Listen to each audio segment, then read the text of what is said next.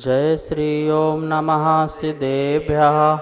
जय श्री महावीराय नमः। जय श्री परम्पराचार्य गुरुवे नमः। जय श्री उमा स्वामी गुरुवे नमः। जय श्री शांति सागर गुरुवे नमः। जय श्री विद्यानंद गुरुवे नमः। मोक्षमार्गस्य नेतारं भेतारं करम भूभृतां ज्ञातारं विश्वतत्त्वानां वन्दे तद्गुणलब्धये। मङ्गलं भगवान् वीरो मङ्गलं गौतमो गणी मङ्गलं कुन्दकुन्दार्यो जैनधर्मोऽस्तु मङ्गलम्। तत्वार्षुत परम मांगलिक ग्रंथ है आचार्य कुंद के पट्ट शिष्य आचार्य उमा स्वामी द्वारा यह विक्रम की प्रथम शताब्दी में लिखा गया। सूत्रात्मक शैली है, संस्कृत इसकी भाषा है, 10 अध्याय में विभाजित है, 7 तत्वों का वर्णन है। हम सभी लोग तत्वार्षुत का 6वां अध्याय पढ़ रहे थे, जिसमें आश्रय तत्व अधिकार को समझ रहे थे। यहाँ देखा था अपन ने तीर्थंकर प्रगति के आश्रव के कारण 16 प्रकार के कारणों की बात चल रही थी, जिसमें दर्शन विशुद्धि के बारे में अपन ने समझा था। आज विनय संपन्नता, दूसरा जो भावना है विनय संपन्नता, इसके बारे में चर्चा करेंगे। इसके पहले जो 24वां नंबर जो सूत्र है, इसका एक बार बोर्ड के माध्यम से अवलोकन करते हैं और फिर आगे बढ़ते हैं। 24वां नंबर सूत्र है 6वें अध्याय का। यहाँ पर अपन संधि विच्छेद करके सूत्र को पढ़ रहे हैं। दर्शन विशुद्धि, विनय संपन्नता, शील व्रतेषु अनतिचारः, अवीक्षण ज्ञानोपयोग संवेगौ, शक्तितः त्याग, तपसी साधु समाधि, वैयावृत्तकरणम, अर्हत आचार बहुश्रुत प्रवचन भक्ति, आवश्यक अपरिहाणी मार्ग प्रभावना, प्रवचन वसलत्वम इति तीर्थकरत्वस्य। इसमें अपन ने दर्शन विशुद्धि भावना पढ़ ली अभी तक। अब विनय संपन्नता, विनय से संपन्न होने वाला जो जीव है वह भी तीर्थंकर प्रगति का आश्रय करता है। तो किस प्रकार से विनय की संपन्नता होना चाहिए, किस विनय से हमें जो तीर्थंकर प्रगति जैसे महापुण्य प्रगति है उसका आश्रय होगा, इसके बारे में आज समझेंगे। विनय, विनय का अर्थ होता है झुकना, अपने अहंकार का जो भाव है उसको तोड़ना। हम जब तक अकड़ते रहते हैं अपने अनेक प्रकार के मदों को लेकर के, ज्ञान के रूप का आदि प्रकार का मद को लेकर के, तो हमारे अंदर अहंकार बढ़ता जाता है और जिससे हम जो है अपनी आत्मा को जो सच्चे देव शास्त्र गुरु हैं चरणों में झुका नहीं पाते हैं। इसलिए विनयम मोक्षम द्वारम, आचार्य भट्टकेर स्वामी ने भी मूलाचार में एक बात कही है, विनय मोक्ष का द्वार है। विनय के भाव से ही मोक्ष में जाया जा सकता है। 12 प्रकार के तप होते हैं, उन तपों में भी एक विनय नाम का तप है जो अंतरंग तप होता है। क्योंकि उसको अंतरंग में इसलिए रखा गया है कि जब तक व्यक्ति अंदर से ना झुके, बाहर से तो वो दिखावटी झुक सकता है, हाथ झुक सकते हैं, वचन भी उसके अच्छे प्रिय निकल सकते हैं और शरीर भी झुक सकता है, मस्तक भी झुक सकता है, लेकिन जब तक वो अंदर से ना झुके, और किसके लिए झुकना ये भी ध्यान रखना। विनय से मोक्ष का द्वार भी हो सकता है और विनय संसार का द्वार भी हो सकता है, इस बात का भी ध्यान रखना। यदि हम मिथ्या देवी देवताओं की विनय आदि करते हैं और उसको धर्म मानते हैं तो उससे हमारा संसार का द्वार खुलता है। सम्यक देव शास्त्र गुरु को विनय आदि करते हैं तो उससे हमारा मोक्ष का द्वार खुलता है। तो कैंची जो है एक ऑपरेशन का भी काम करती है और एक कपड़े काटने का भी काम करती है। एक को जीवन दान भी दे सकती है और एक का जीवन ले भी सकती है। इसी प्रकार एक विनय जो है वो संसार में महा दुख पैदा कर सकती है और एक विनय ऐसी है जो संसार के दुखों से निकाल करके मोक्ष के सुख में बिठा सकती है। इसलिए विनय को अच्छे से समझना है। विनय धर्म भी होता है, विनय पुण्य भी होता है, विनय निर्जरा भी होती है और विनय अधर्म भी होता है। ध्यान रखना, विनय मिथ्यात्व, 5 मिथ्यात्व में एक मिथ्यात्व विनय मिथ्यात्व भी है। ऐसे विनयवादी लोग बहुत हैं जो सिर्फ विनय करने से अपने को अच्छा मानते हैं। वो कहते हैं कि हमें क्या मतलब कौन देवी देवता हैं, कौन भगवान हैं, हमें तो सब मान्य हैं। हम सारे भगवानों को जो भी मिल जाते हैं उनको नमस्कार कर लेते हैं, क्योंकि उनके अंदर ये रहता है कम से कम अपन से बड़े तो हैं, अपन से श्रेष्ठ तो हैं, अपन से अच्छे तो हैं। ऐसा भाव आकर के हम सबको मानते हैं। हम गंगा जाते हैं तो गंगा दास बनते हैं, जमुना जाते हैं तो जमुना दास बन जाते हैं। हम बिन पैंदी के लोटे होते हैं, वो जहाँ लुढ़काना चाहें वहाँ पर लुढ़क जाते हैं। हमें इससे क्या लेना देना। ऐसे विनयी मिथ्याती लोग जो ये तय नहीं कर पाते हैं कि अपनी आत्मा कहाँ समर्पित करनी है, अपनी आत्मा को कहाँ पर अर्पित करनी है, क्योंकि यदि अपन ने गलत रास्ते में अर्पित कर दी तो क्या होगा, फिर हमारा जो मार्ग है वो मिलने वाला नहीं है। इसलिए संसार में विनय जो है महा दुख का भी कारण है, ये बात ध्यान रखना। ऐसे विनयवादी बहुत सारे मत भी चले, ऐसे मत बहुत चले।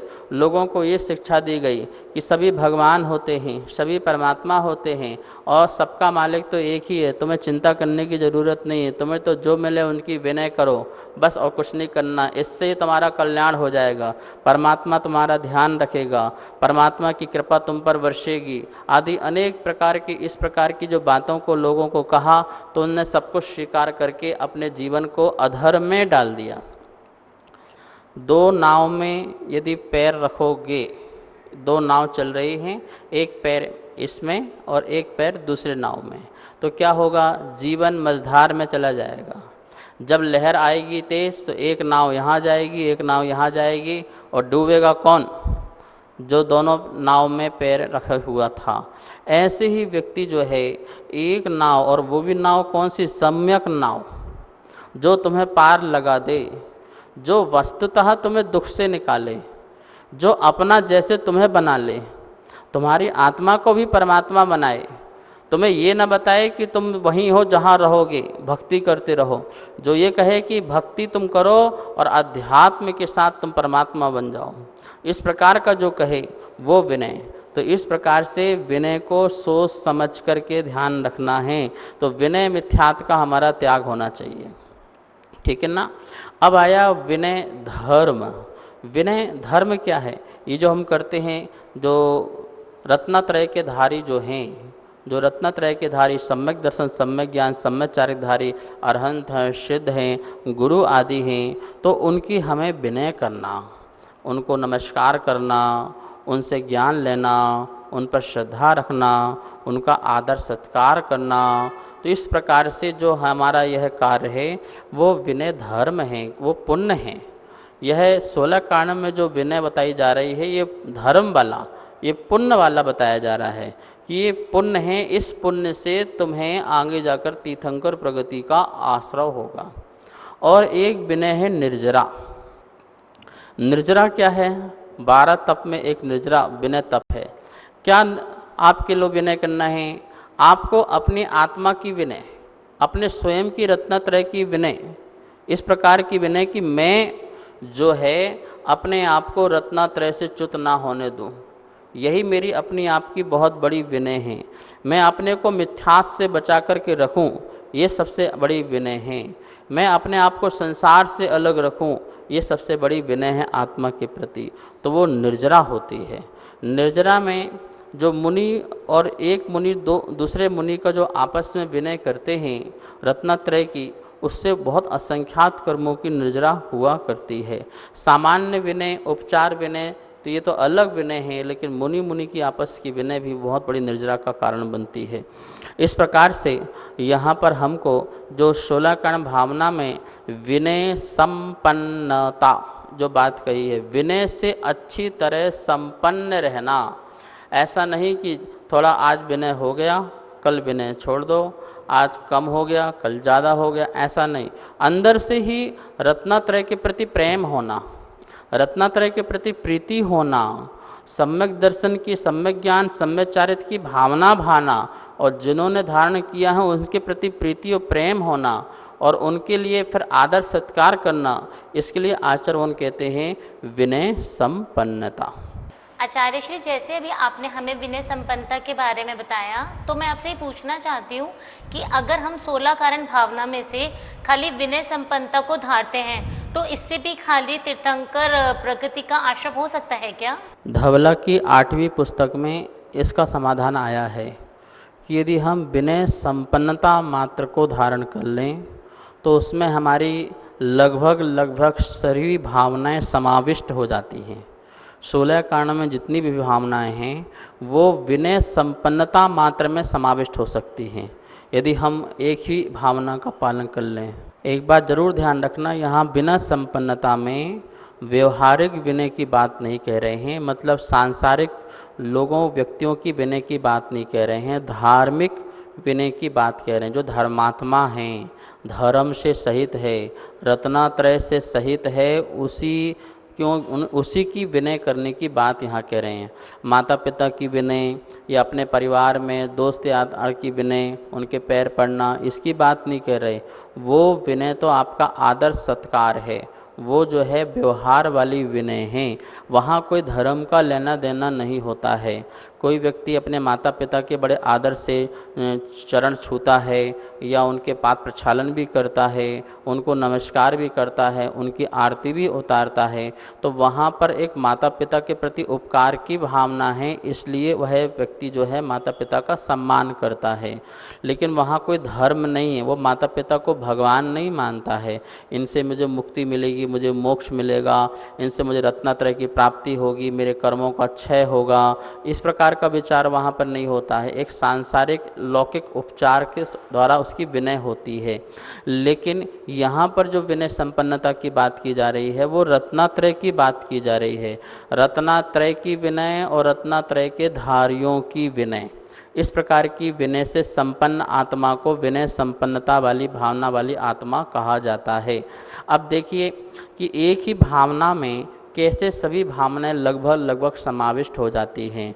कुछ हम समाविष्ट करेंगे, कुछ आप भी करना। दर्शन विनय, जिस समय हम दर्शन विनय की बात कह रहे हैं तो उसमें सम्यक दर्शन आ जाता है। और जब सम्यक दर्शन आता है तो क्या क्या बातें आ जाती हैं? 25 दोषों से रहित जो है वह सम्यक दर्शन होना चाहिए। उसमें 3 मूर्ताएं रह जाती हैं, 8 मूर्ताएं अलग हो जाती हैं, 8 प्रकार के मद भी नहीं होते हैं, 6 अनायतन भी नहीं होते हैं। तो देखा जाए क्या आ गया उसमें? सच्चे देव, सच्चे शास्त्र और सच्चे गुरु का उसमें स्वरूप आ जाता है। तो दर्शन विनय में अरहत भक्ति आ गई। 16 कर्ण भावना में एक अरहत भक्ति है, वो आ गई। सिद्ध भक्ति है, वो भी आ गई। बहुश्रुत भक्ति है, वह भी आ जाती है।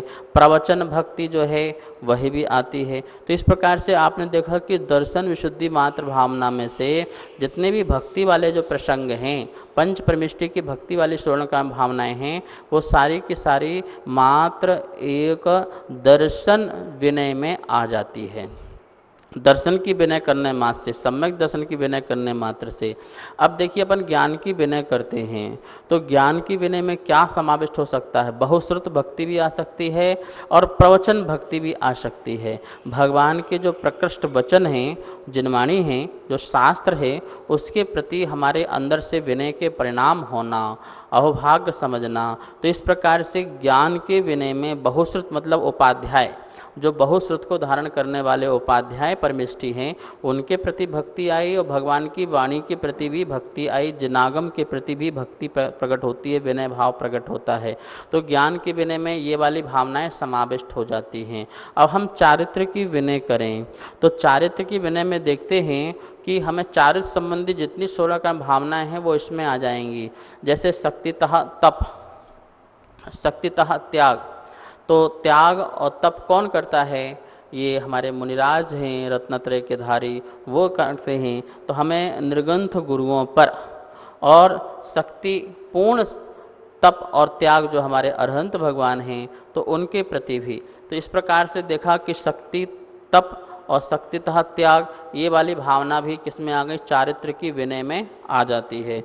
और आवश्यक अपरिहाणी, ये जो 16 काम भावना में आता है, जो 6 आवश्यक हैं जीव को करना चाहिए, वो 6 आवश्यक भी किस में आ जाएंगे? चारित्र में आ जाएंगे। क्योंकि चारित्रवान व्यक्ति ही 6 आवश्यकों का कर्तव्यों का पालन करता है तो ये उसमें आ जाता है। साधु समाधि भावना भी इसमें आ जाएगी। उनकी विनय करना, जो साधु समाधि में तल्लीन हैं या समाधि वाले लेने वाले हैं, उनका सहयोग करना, तो इस प्रकार से समाधि जो भावना है वो भी इसमें आकर के समाविष्ट हो जाती है।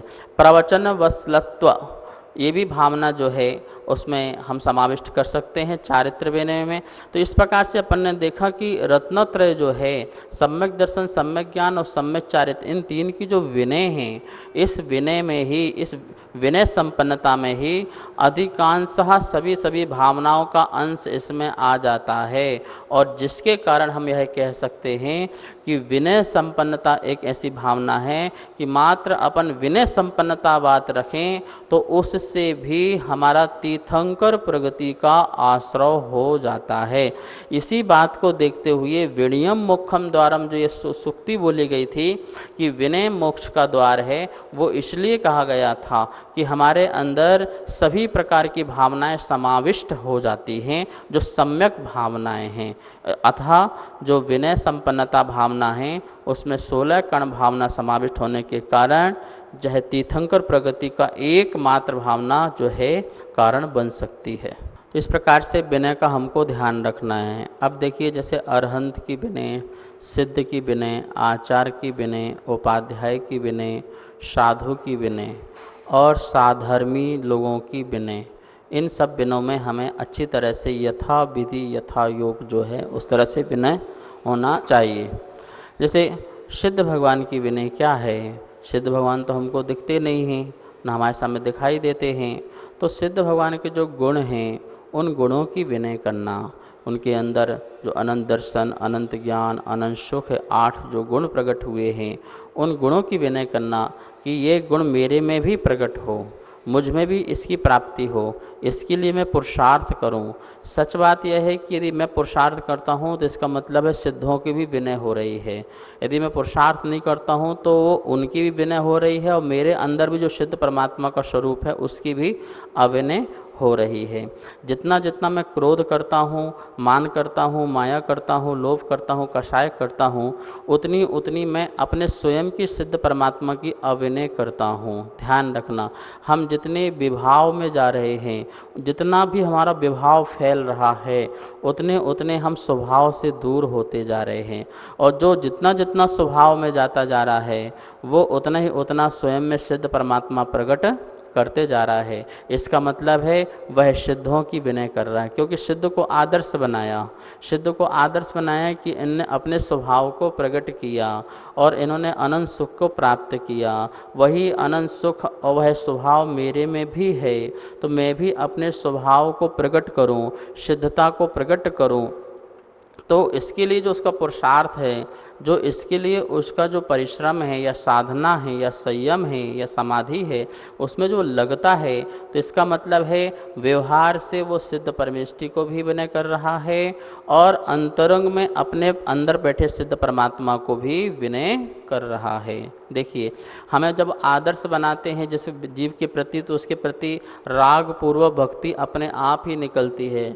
ओम नमः सिद्धेभ्यः, ओम नमः सिद्धेभ्यः, नमो सिद्धाणम, नमो सिद्धाणम, जो हमें जाप जपते हैं, क्या है यह व्यवहार नमस्कार ही तो है कि हे सिद्ध परमात्मा, जो आप शुद्ध बुद्ध हो गए हैं, ऐसी आत्मा को मैं नमस्कार करता हूँ और मैं भी आप जैसा बनने के लिए प्रयत्न करता हूँ। तो फिर हम अपनी आत्मा को ऐसा बनाने के लिए जो रत्नत्रय को धारण करते हैं, संयम को धारण करते हैं, वो अपने अंदर बैठे सिद्ध परमात्मा के प्रति विनय हो जाती है।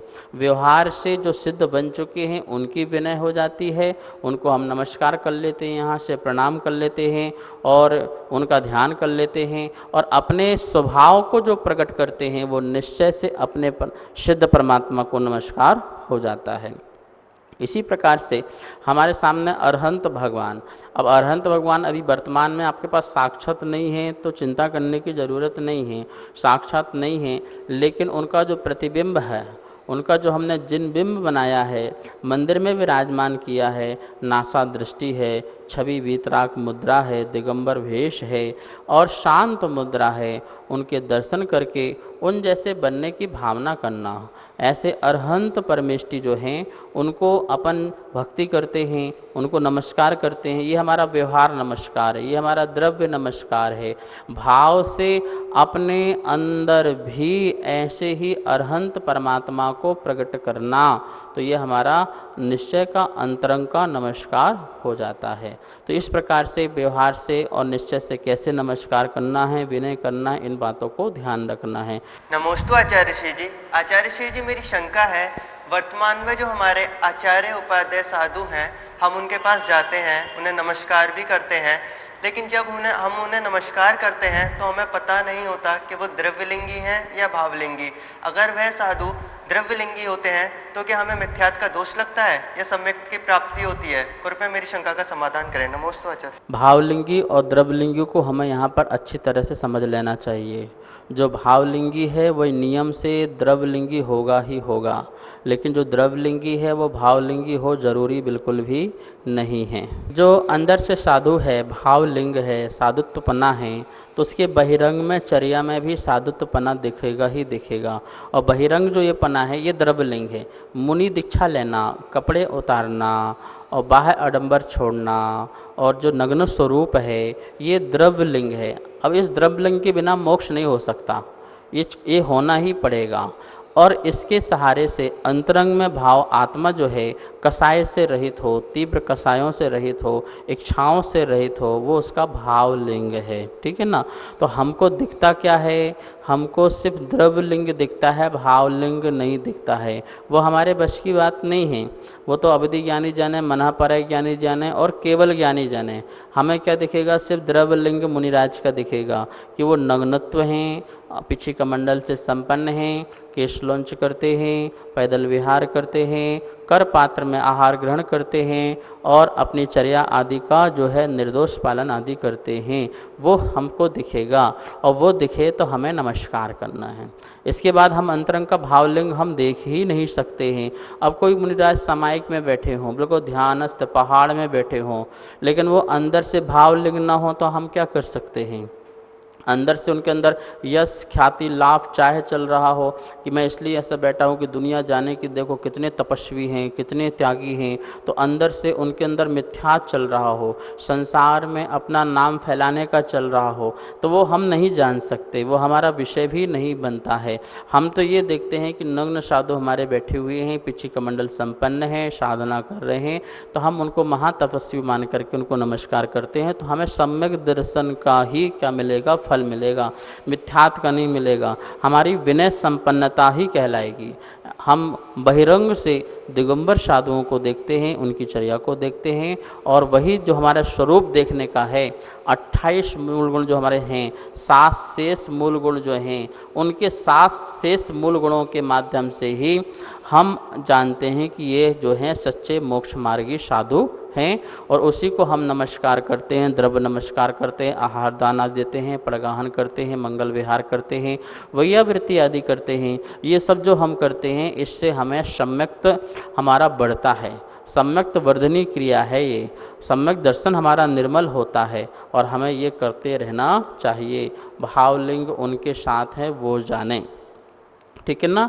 इस प्रकार से हमें विनय भाव रखना, ऐसी विनय संपन्नता रखना जिससे हमें तीर्थंकर प्रगति का क्या होता है? आश्रय होता है। शास्त्रों में कहा है अभव्य मुनि बन जाता है, जो कभी मोक्ष नहीं जा सकता लेकिन मुनि बन जाता है। और जैसे भव्य और भावलिंगी जो साधना करते हैं उससे अच्छी साधना जो है वो अभव्य कर ले, लेकिन अंतरंग से वो भावलिंग ना होता है, जिसके कारण उसका मोक्ष नहीं होता है। एक अभव्य मुनि के सहारे असंख्य भव्य मुनिराज बनकर के मोक्ष चले जाते हैं। वो इतनों को दीक्षा दे दे, शिक्षा दे दे और वो मोक्ष चले जाएं और वो स्वयं मोक्ष ना जाए, तो हम नहीं जान सकते। जो मोक्ष जा रहे हैं तो उनसे दीक्षा लेके तो जा रहे हैं, उनको नमस्कार करके तो ही जा रहे हैं। अब अंदर का भावलिंग उनको भी पता नहीं चल पाता है, इसलिए हमें बाहिरंग जो चिन्ह हैं उनको देख करके नमोस्तु नमस्कार करना है और अपने सम्यक को बढ़ाना है। आज यहीं पर इसकी क्लास को संपन्न करके जिनवाणी स्तुति करते हैं। जावाणी के ज्ञान से सूझे लोकालोक, सोवाणी मस्तक धरो सदा देत हो धो। हे जिन वाणी भारती तो हे जपो दिन रेन। जो तेरी शरणा धरे सो पावे सुख चैन। सभी को बहुत बहुत मंगल आशीर्वाद। सभी स्वाध्याय प्रेमी बंधुओं को सादर जय जिनेन्द्र। हमारे पास तत्वार्थ सूत्र जी के 3 अध्याय की पुस्तक छपकर आ चुकी हैं। चौथे एवं 5वें अध्याय की पुस्तक छपने के लिए जा चुकी है। आप सभी उसमें अपना सामर्थ्यानुसार सहयोग कर सकते हैं और आप आचार्य श्री की अनेक गतिविधियों से जुड़ने के लिए प्रज्ञधारा यूट्यूब चैनल को सब्सक्राइब जरूर करें। धन्यवाद। जय जिनेन्द्र।